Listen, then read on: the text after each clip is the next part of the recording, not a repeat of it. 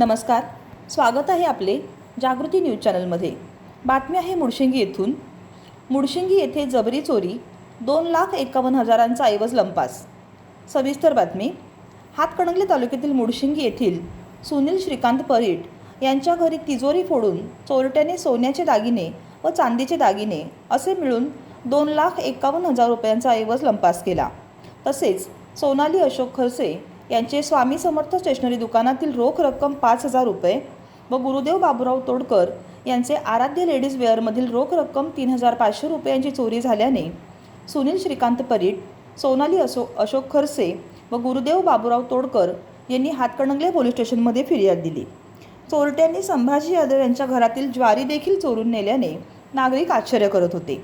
या घटनेची माहिती गावचे पोलीस पाटील परीक्षित शिंदे यांनी कळवताच हातकणंगले पोलीस स्टेशनचे पोलीस निरीक्षक शरद मेमाने यांनी मुडशिंगी गावाला भेट देऊन पाहणी केली।